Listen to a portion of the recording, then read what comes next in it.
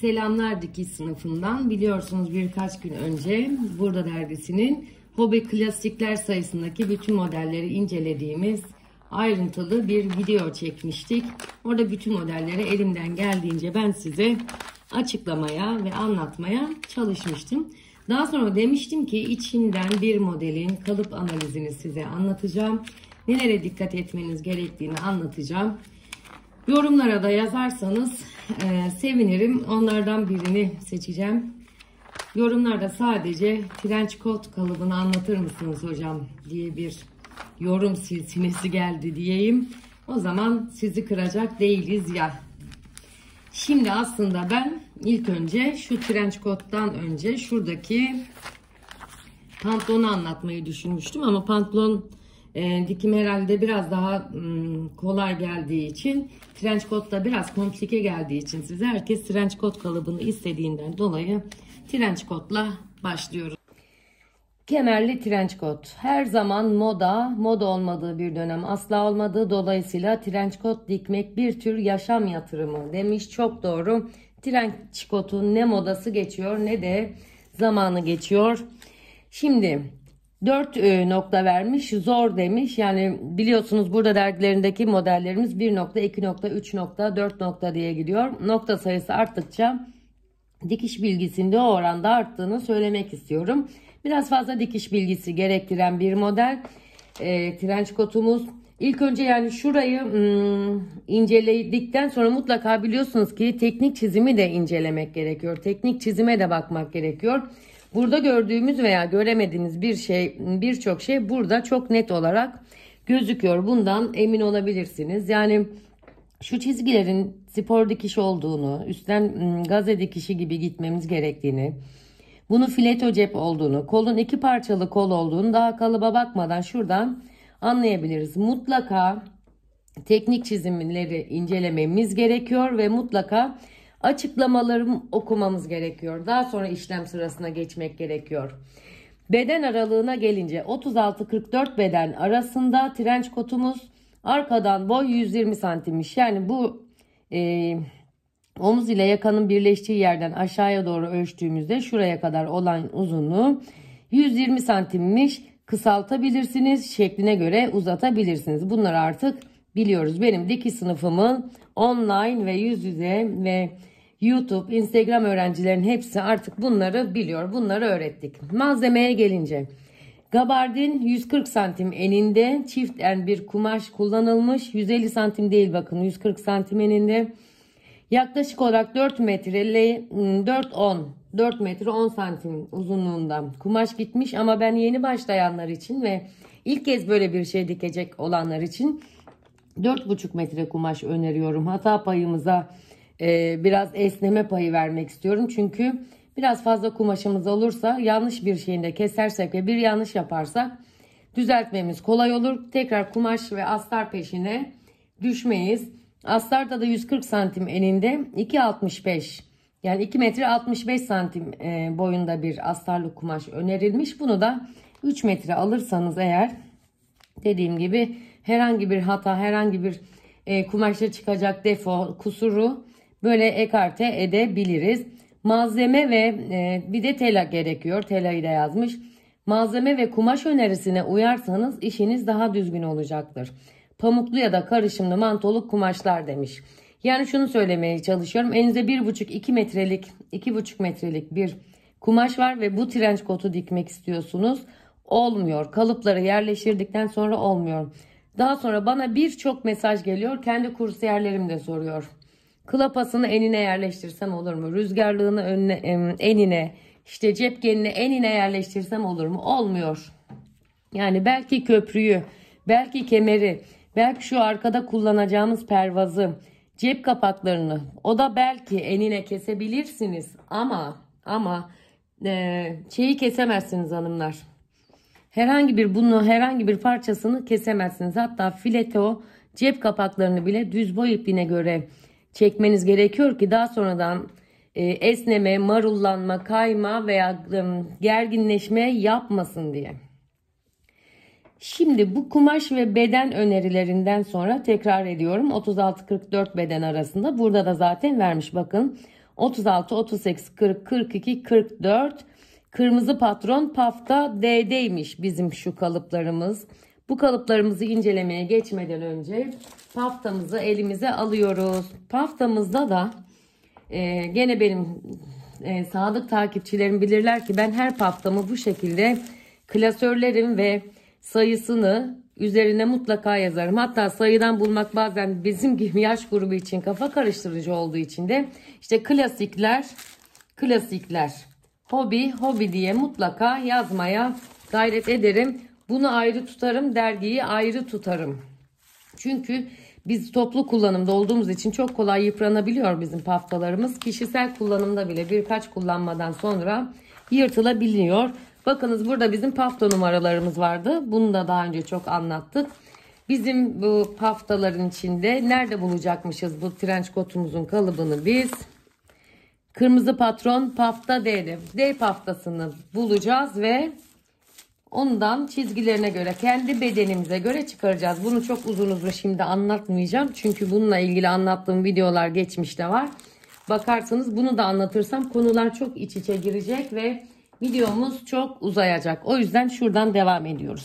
Şimdi lütfen bu anlatacağım kısmı lütfen iyi dinleyin, iyi anlayın. Çünkü gerek kendi kursiyerlerimde, gerek öğretmenlik hayatımda, gerekse Instagram'dan gelen yorumlarda şu kısımda yani çok parçalı olan kalıp parçalarının olduğu paftalarda çok sıkıntı yaşıyorsunuz ve çok karıştırıyorsunuz. Bakın burada bir sürü numara, bir sürü işaret, bir sürü nokta, bir sürü çizgi var. Bunların hepsinin bir anlamı var. Hepsi bütün burada dergilerinde açıklamalı olarak zaten ilk sayfalarında da veriliyor ama. Benim YouTube'da gene daha önce anlattığım bütün burada dergisi incelemelerinde de bahsettiğim şeyler var. Ben yüz yüze kendi kursiyerime bile söylediğimde bunlar dikkatinden kaçıyorken kişilerin sizin de dikkatinizden kaçması çok normaldir. Mesela patronla ilgili yapılan açıklamayı okuyun. Patronu paftadan kağıda aktarın. 21A ve 21B, 22A ve 22B, 30A ve 30B, 33A ile 33B ile 34A ve 34B patronlarını birleştirme çizgisinden yapıştırın. Bakın birleştirme çizgisinden yapıştırın. Bu çok önemlidir. A ve C parçalarını doğrudan kumaşa çizin. Ne demek birleştirme parçalarından yapıştırın? Şurada görmüş olduğunuz ekrana da yaklaştırıyorum. Oklar 1, 2 yani bu parça patronda 2 parça halinde verilmiş. Çünkü patron kağıdına sığmıyor. Sığmadığı için bizim parşömenlerimize de sığmıyor. Ayrı ayrı verilmiş. 34A ve 34B'yi çıkarıp şu ok işareti gibi işte çıt işareti gibi olan çizgiden birleştirmemiz gerekiyor. Parşömenleri yapıştırmamız gerekiyor. Bu parça da öyle bakın. Mesela şunu yapabiliyorsunuz. Sadece şu parçayı çıkarıp tamam ben arkayı çıkardım tamam benim işim diyorsunuz. Yanlıştır. Kumaşta uzatırım diyorsunuz. Yanlıştır. Etek uçlarındaki sarkmalar o yüzden oluyor. Asla yapmamalısınız. Bu arada bu ön. Arka dediğime bakmayın siz. Şurada pardon arkaymış pardon. Buradaki parçada bakın yırtmaç var. Ön düz boy ipliği çizgisi var. Ve bu da 2 parça. Bunu ayrı çıkarmanız gerekiyor. Paftadan bulup 22A, 22B ile birleştirmeniz gerekiyor. 22A ile 22B burada zaten birleştirilecekmiş. Gösterilmiş ve söylenmiş. 21A ve 21B birleştirilecek. Klapa birleştiriliyor. Astar parçası birleştiriliyor. Buradaki parçaların bir bölümü trench coat'a aitken bir bölümü de astara aittir. Onu şaşırıyorsunuz. Parşömenlerinizin üzerine aktarırken kalıplarınızı yazmıyorsunuz. Bu ana beden, bu astar. Ana beden, astar. Mesela trench coat ön, trench coat ön, astar. Bu şekilde yazılması gerekiyor. Nereden anlıyoruz? Buradaki parçalardan anlıyoruz. Anlata anlata gideceğim. Burayı anladık. Birleştirilecek olan parçalar verilmiş. Lütfen bunları birleştirin. Kağıdım yetmedi. Neyse ben bunu kumaşta uzatırım. Kağıdım gitmesin. Ben bunu kumaşta yaparım. Ben bunu sonra eklerim. Ben bunu yapmasam da unutmam. Unutuyorsunuz. Unutuluyor. Geçenlerde neredeyse ben derste biri o sırada atölyeme geldi. Bana bir şey sordu. Ve dikkatim dağıldı. Kolu yani bluz kolunu enine yerleştirip kesiyordum neredeyse. Bizde dalgınlık çok çok önemli. Kısaca dalgın olmamamız gerekiyor. Odaklanmamız gerekiyor. Burada gördüğümüz her bir parçayı içindeki numaralarla yazmamız gerekiyor. Her sayıyı almamız gerekiyor. Yedirmeler ve esnetmeler işaretlenmesi gerekiyor. Burada bir yedirme işareti var. Başka bir yerde pantolonlarda genelde esnetme işareti vardır. Ütüyle esnetiriz. Onu almanız gerekiyor. Neye göre anlıyoruz? Burada bunun ne olduğunu şimdi onu anlatacağım. Önce dikiş ve baskı paylarına bakalım. Dikişler ve kenarlar için 1,5 santimetre, baskılar için 4 santimetre pay verin. Ne demek baskılar için? Etek ucuna ve kol ağzına 4 santim verilmesi gerekiyor. Geriye doğru kıvrılacak yerlerinde. Çünkü oraya da 1-1,5 santim verirseniz etek ucunda ve kol ağzında geriye doğru sarkmalar olur.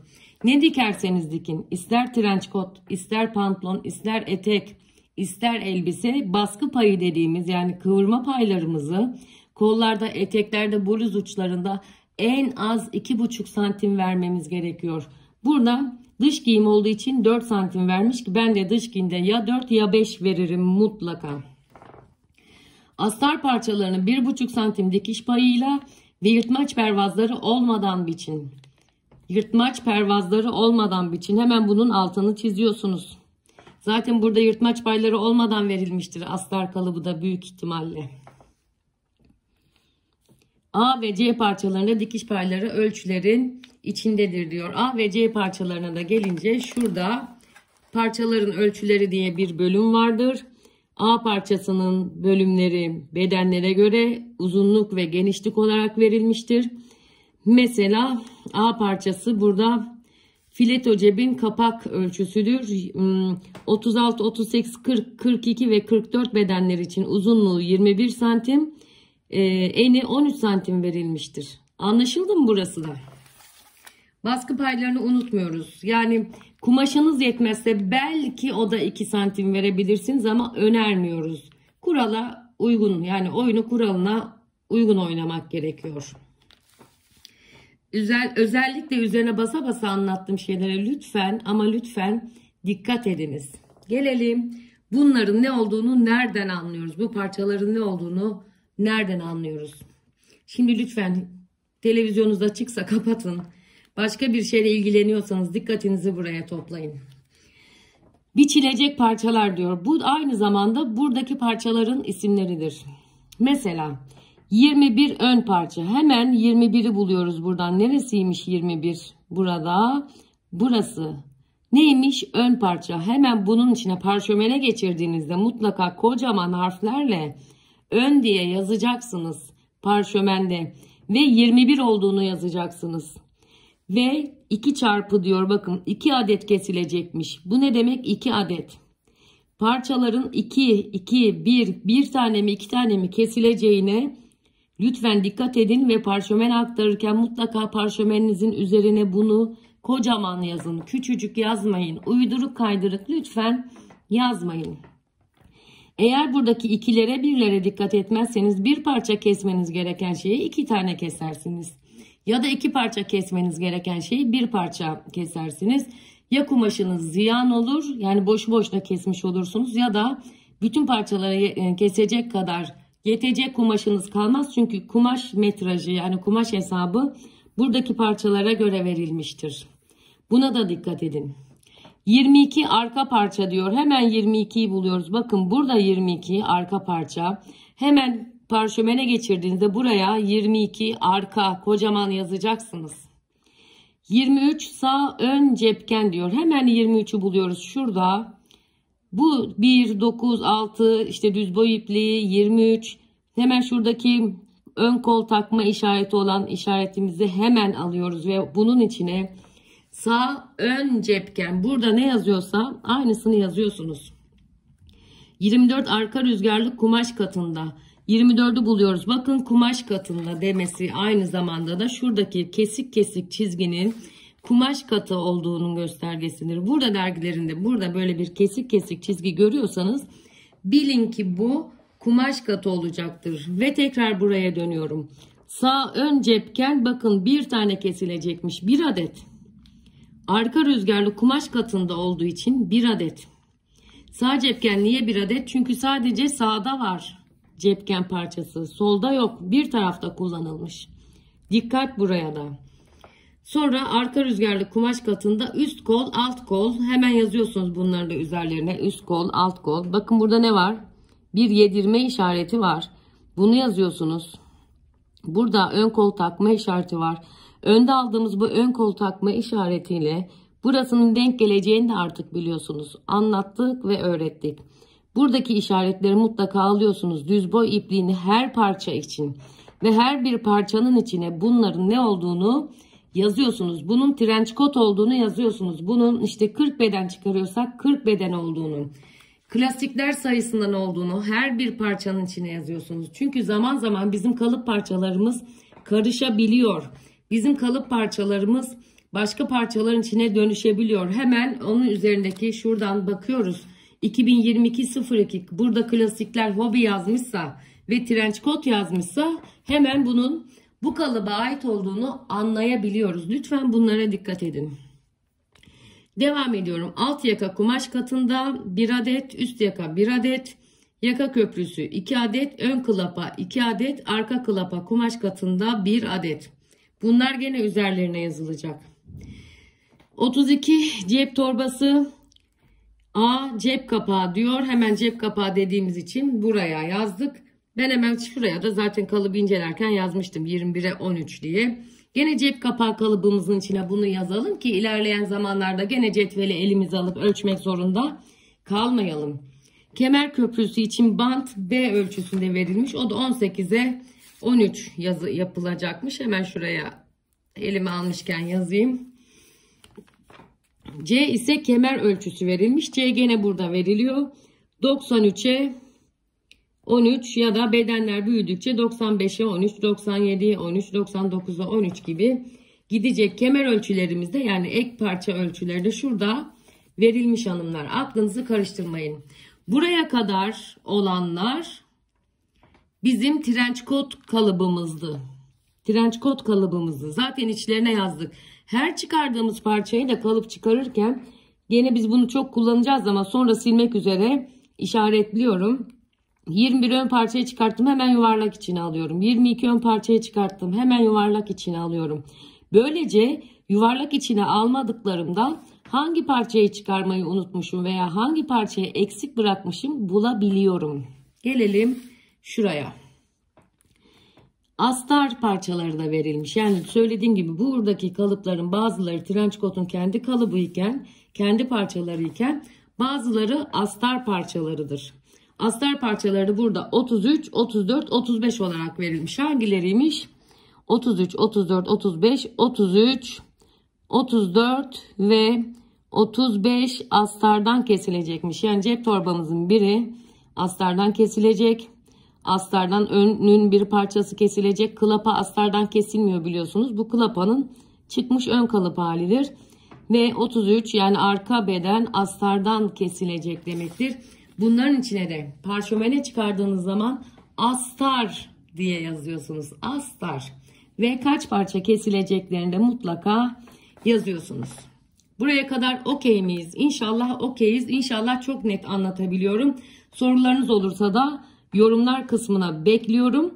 Ayrıca bir Merve Aktaş kalıplarıyla trench coat dikimi videom var. Geçmiş videolarda. Şimdi buraya da eklerim.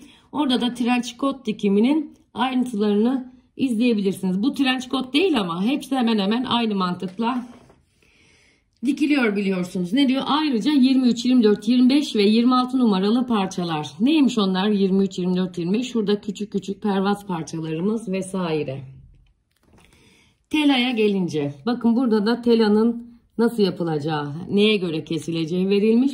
Aşama aşama gidersek zaten ve şu kurallara uyarsak işimiz tıkır tıkır tıkır tıkır tıkır yolunda gidecektir.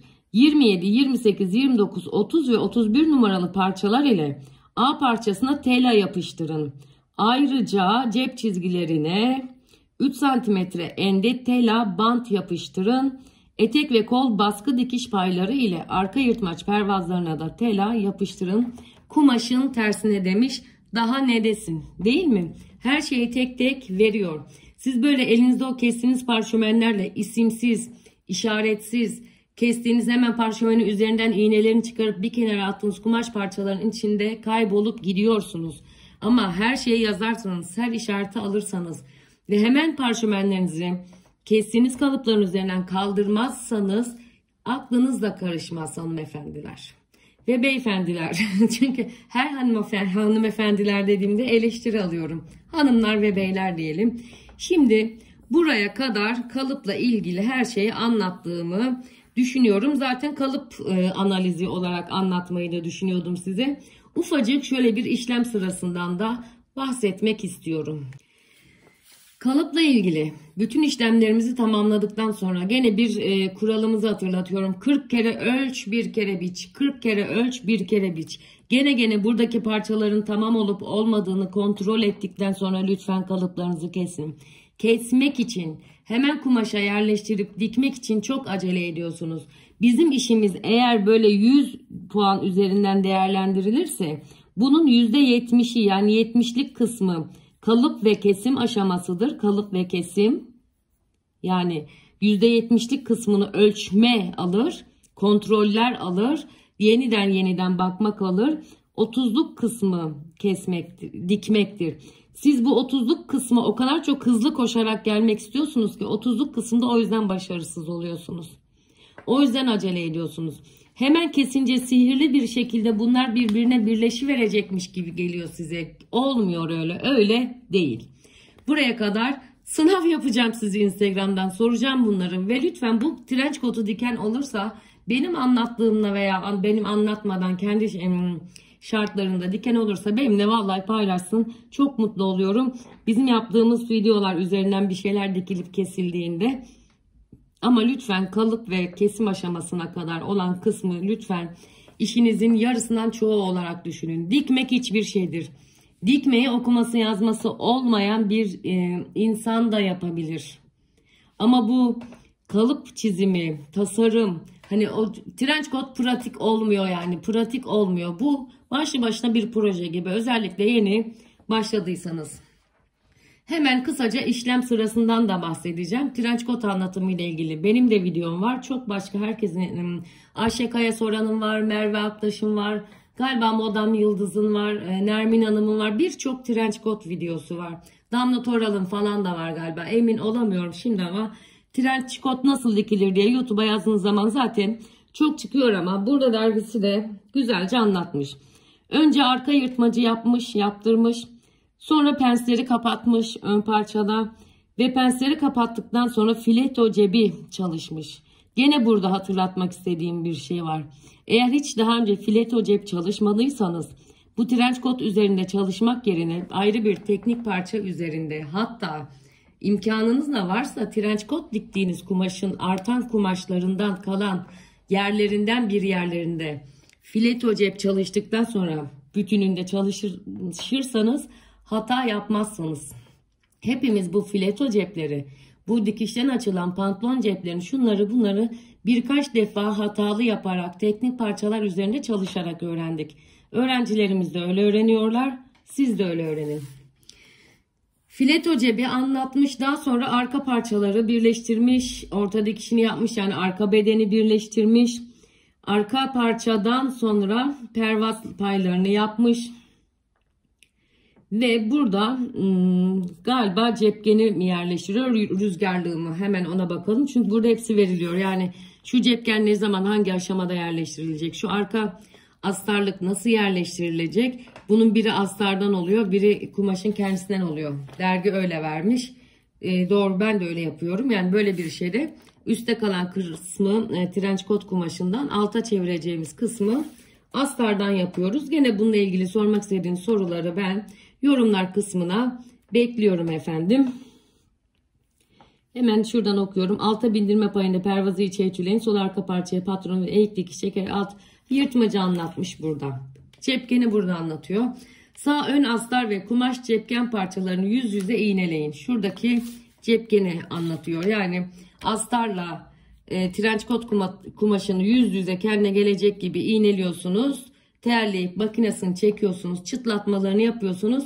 Yüzüne çeviriyorsunuz. Üstte cepken parçası, altta astar parçası kalıyor. Açık kenarları üst üste teyelleyin. Cepkeni çakışma çizgilerine göre sağ ön parçaya teyelleyin diyor. Cepken parçası hazırlandıktan sonra bedenin omuz dikişine teyellenecek.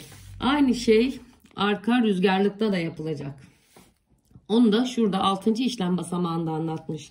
Astar ve kumaş arka rüzgarlık parçalarını yüzü üst üste iğneleyin, kenarlarını dikin, çevirin, çıtlatın, ütüleyin ve arka bedene teyelleyin demiş. Bunun da bir tarafı kumaş, alt tarafı astar olacak.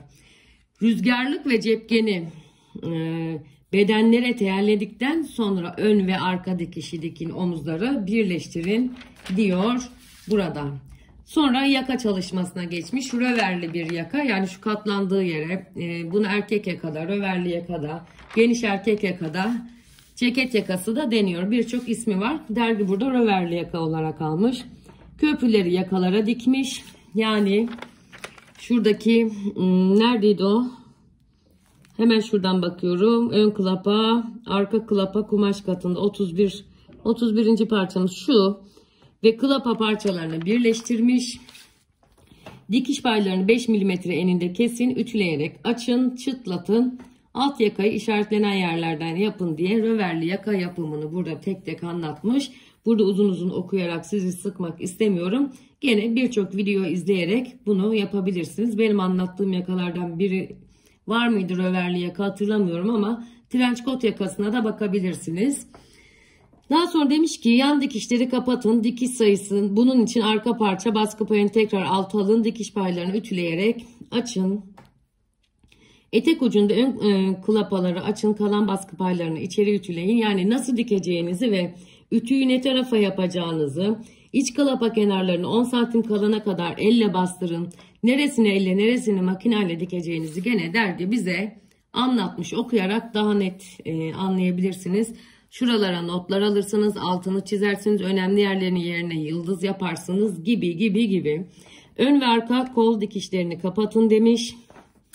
Geliyorum, dikiş paylarını ütüleyerek açın, kolları elle bastırın, kolları takın. Kemer köprü boyuna iken kemerin nasıl yapılacağı anlatılmış ve daha sonra da 14. işlem basamağında astarın dikilmesine gelmiş. Biz de şimdi bir astarlama, trench coat astarlama videosu çekiyoruz yavaş yavaş. Biter bitmez onu da yükleyeceğiz ama dediğim gibi bu trench coat değil. Ama astarlamanın mantığı ne dikerseniz dikin aynıdır. Birkaç farklı tekniği vardır. Onlardan birini kumaşa ve modele göre seçeriz hanımlar. En sonunda da astarın takılmasını anlatmış. Daha sonra astarın takılmasını aşama aşama anlattıktan sonra kemer parçalarını uzun bir bant olacak şekilde anlatmış. Burada kemer köprüleri, yani kemerin içinden geçirdiğimiz yan dikişleri dikilen köprüleri anlatmış. Burada da kemeri anlatmış. Kemer parçalarında ölçüleri zaten burada vardı. Gayet net, açıklayıcı, aşama aşama bir anlatım olmuş ve şurada da bir önerisi var derginin. Trench coat vahşi hayvan desenlerinde de çok güzel görünüyor demiş. Yani desenli bir kumaştan da yapabileceğimizi söylüyor burada. Bence de hemen böyle çok klasik, ay trench coat renginde yapmalıyım, İşte şöyle olmalı böyle olmalı da dememek gerekiyor. Biraz ufkumuzun geniş olması gerekiyor. Bundan bir önceki videomda bu dergideki modellerin hepsinin biliyorsunuz ayrıntılı olarak açıklamalarını yapmıştım. Güya bu pantolonu anlatacaktım. Belki bugün vakit bulabilirsem bunu da anlatabilirim. Takipte kalın bizi. Bu kadar. Eğer eksik bıraktığım, unuttuğum, atladığım, yanlış veya size doğru gelmeyen bir şey söylemişsem şayet yorumlar kısmına bekliyorum. Çok teşekkür ediyorum. Dikiş sınıfında kalın. Sevgiyle kalın. Dikiş sınıfından sevgiler herkese. Hoşça kalın.